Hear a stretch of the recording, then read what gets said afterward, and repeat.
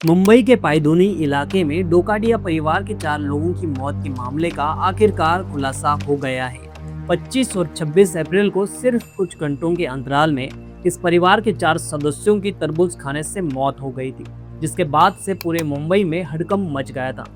शुरुआती मामलों में बात सामने आई थी कि रात के समय पूरे परिवार ने तरबूज खाया था और इसके बाद उन्हें उल्टियां हुई और बाद में अस्पताल जाने के बाद उनकी मौत हो गई थी। उसके बाद तफ्तीश जारी थी और अब जाकर जांच में सबसे बड़ी और चौंकाने वाली जानकारी सामने आई है। चारों के शरीर में जिंक फॉस्फाइड नाम का जहर पाया गया, जिसका इस्तेमाल आम तौर पर चूहे मारने के जहर के तौर पर किया जाता है। यही वजह है कि अब पूरा केस बदल गया है। क्या है पूरा मामला, जानते हैं इस वीडियो में। मैं विक्रम, आप देख रहे हैं नमस्कार भाऊ। ये पूरा मामला तब सामने आया जब 26 अप्रैल को अब्दुल्ला डोकाडिया, उनकी पत्नी नसरीन और उनकी 2 बेटियां आयशा और जैनब, उनकी एक के बाद एक मौत हो गई। परिवार ने 25 अप्रैल की रात को तरबूज खाया था। उसके बाद हर किसी को उल्टियां, चक्कर और पेट में दर्द की शिकायतें होने लगी। धीरे धीरे हालात इतनी खराब हो गई कि 26 अप्रैल की सुबह दोनों बेटियां बेहोश मिली। सभी को तुरंत जेजे हॉस्पिटल ले जाया गया, लेकिन तब तक बहुत देर हो चुकी थी। हॉस्पिटल में एक के बाद एक चारों की मौत हो गई। पहले एक बेटी, फिर दूसरी और फिर कुछ ही देर में माँ बाप। पूरे इलाके में सनसनी फैल गई। शुरू में लगा तरबूज खाने से ये मौत हुई है, क्योंकि परिवार ने आखिरी बार तरबूज ही खाया था। सबको शक हुआ कि कहीं तरबूज में कोई केमिकल या भेसल तो नहीं थी।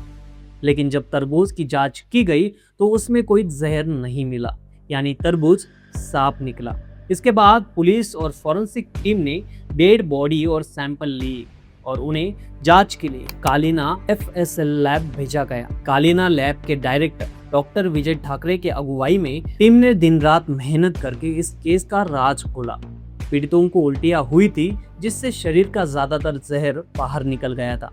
ऐसे में शरीर में जहर के सैंपल ढूंढना बहुत मुश्किल हो गया था, लेकिन तज्ञों ने हार नहीं मानी। लगातार जांच करने के बाद आखिरकार उन्हें सफलता मिली।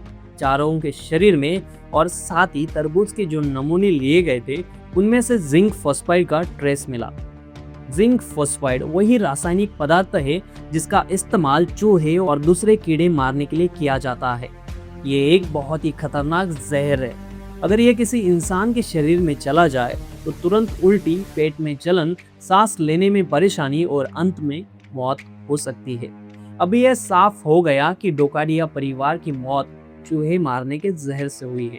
लेकिन अब सबसे बड़ा सवाल यही है कि यह जहर उनके शरीर में कैसे पहुंचा। क्या उन्होंने खुद खाया, यानी क्या ये आत्महत्या का मामला है, या फिर किसी ने उन्हें जानबूझकर ये जहर खिलाकर मार डाला, या फिर ये कोई एक्सीडेंट था, जैसे कि कोई खाने की चीज में गलती से जहर मिल गया हो। पुलिस अभी इसी की जांच कर रही है। सभी एंगल पर तफ्तीश चल रही है। इस केस में एक और चौंकाने वाली बात सामने आई है कि इलाज में 5.5 घंटे की देरी हुई थी। न्यूज रिपोर्ट्स के मुताबिक जब परिवार वालों को तकलीफ हुई तो वो पहले अपने फैमिली डॉक्टर के पास गए। डॉक्टर ने कुछ दवा दी, लेकिन जब हालात सुधारने की बजाय बिगड़ी तब हॉस्पिटल ले जाया गया। इसमें करीब 5.5 घंटे का समय लग गया। तब तक जहर पूरे शरीर में फैल चुका था और चारों की जान बचाना मुश्किल हो गया था। एक्सपर्ट्स का कहना है कि जिंक फॉस्फाइड जैसा जहर बहुत तेजी से काम करता है। जितनी जल्दी मरीज को हॉस्पिटल पहुंचाया जाए और उसे ट्रीटमेंट मिले, उतनी ही जान बचने की उम्मीद रहती है। लेकिन इस केस में देरी बहुत महंगी पड़ी। फिलहाल पुलिस ने सभी पहलुओं पर जांच शुरू कर दी है। पोस्टमार्टम रिपोर्ट और फॉरेंसिक जांच के बाद अब असली राज खुलने की उम्मीद है। पुलिस ये भी पता लगा रही है कि परिवार के पास इतनी मात्रा में जिंक फॉस्फाइड कहां से आया। क्या घर में कहीं चूहे मारने की दवा रखी थी, या फिर किसी ने बाहर से लाकर खाने में मिलाया। डोकाडिया परिवार के रिश्तेदारों और आसपास के लोगों से भी पूछताछ की जा रही है। जांच के दौरान परिवार का कोई सुसाइड नोट या कोई ऐसा सबूत अब तक नहीं मिला जिससे आत्महत्या की पुष्टि हो सके। इस घटना ने पूरे पायधुनी इलाके और पूरे मुंबई को हिलाकर रख दिया है। लोगों के मन में तरह तरह के सवाल हैं। क्या ये कोई बड़ी साजिश है? क्या पीछे और कोई वजह है। फिलहाल पुलिस के मुताबिक मामला अभी जांच के दायरे में है। जैसे जैसे नए सबूत मिलेंगे वैसे वैसे आगे की कार्रवाई की जाएगी। वाटरमेलन डेथ के इस केस में फिलहाल इतना तय है कि मौत का कारण चूहे मारने का जहर है। अब पुलिस का काम है कि ये पता लगाया जाए कि ये जहर उन तक कैसे पहुंचा, किस इरादे से पहुंचा और इसके पीछे किसका हाथ हो सकता है।